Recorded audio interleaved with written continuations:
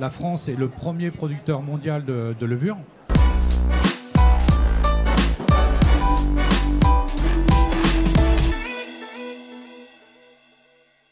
Aujourd'hui, on a 10 sites dédiés à la levure sur le marché français.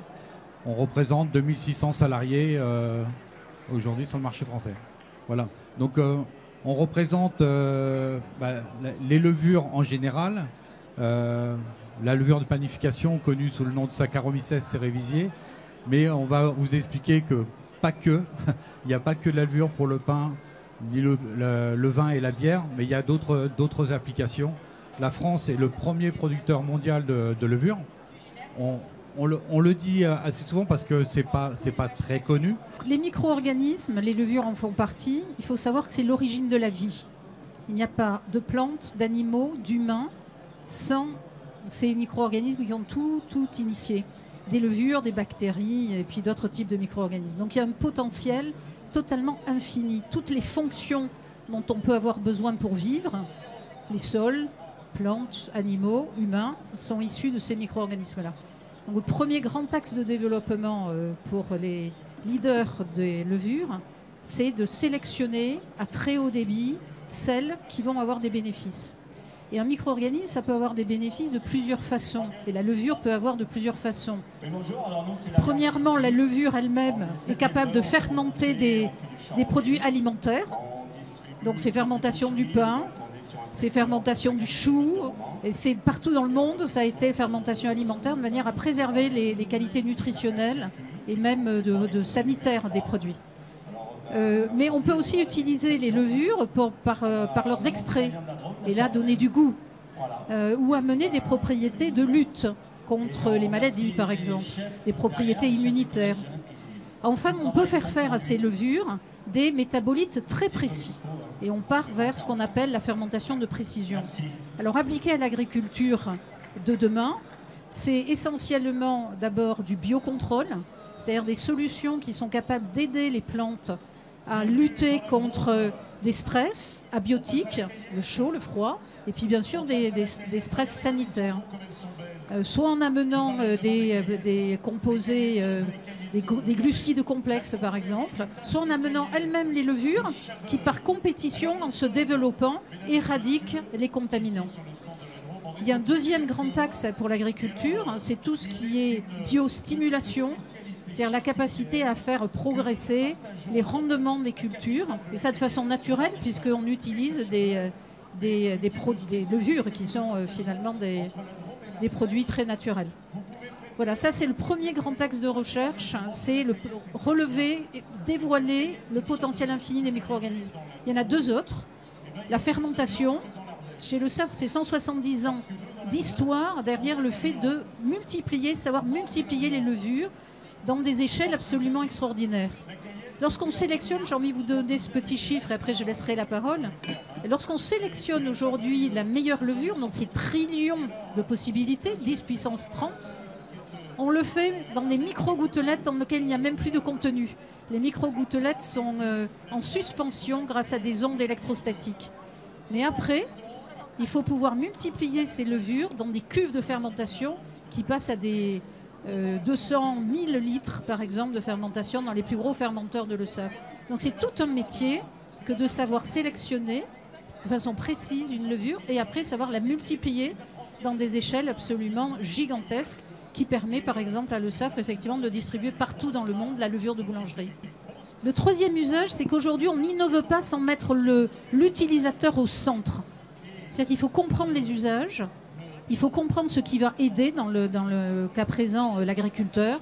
Il faut que les solutions soient facilement dispersibles, il faut qu'elles soient éventuellement liquides déjà, et puis comprendre quand, comment, pourquoi et où il aurait besoin de quelque chose.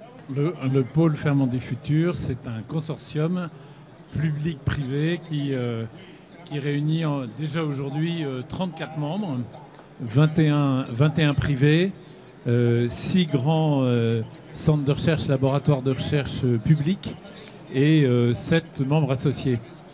Ce qui a prévalu à la création de Ferment des Futurs, c'est un constat, le constat d'une évidence.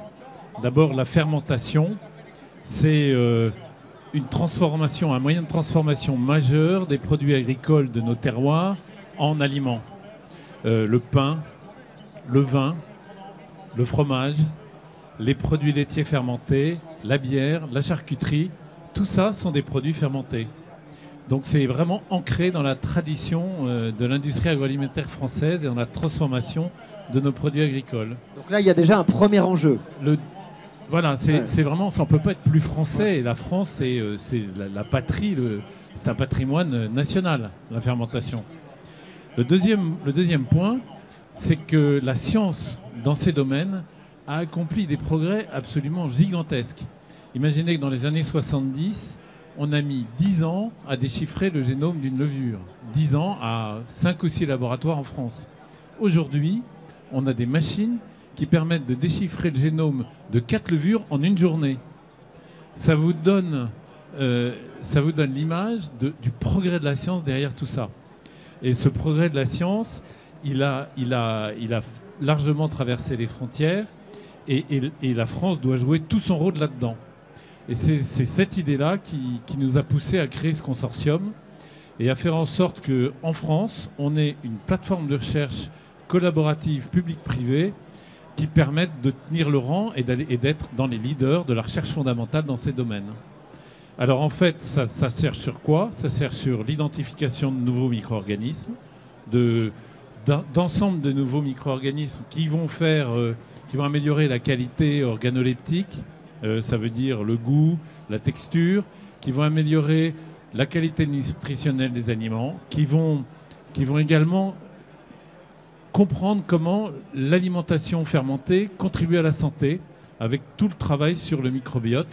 Vous savez qu'on a des milliards de micro-organismes dans notre système digestif et l'interaction entre les aliments fermentés et les microbes de notre système digestif, c'est quelque chose qui est fait l'objet d'une science et d'un progrès considérable également. Ce consortium a un horizon de 10 ans.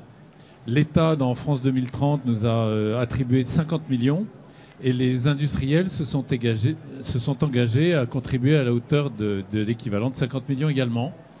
Des projets de recherche dans ce domaine sur le plan fondamental, c'est au moins 3-4 ans avant d'avoir quelque chose.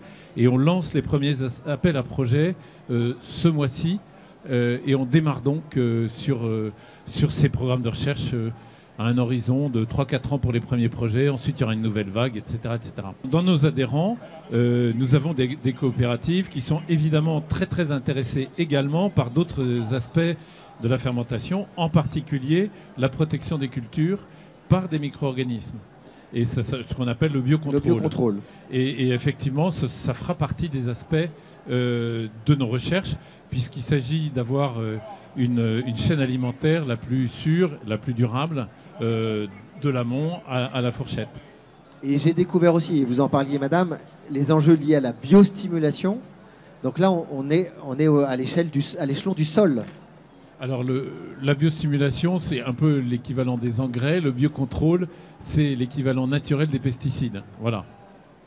Et comme on sait qu'on a des enjeux sur les engrais comme sur les pesticides, on voit bien qu'on a là des ressources avec ces levures tout à fait importantes.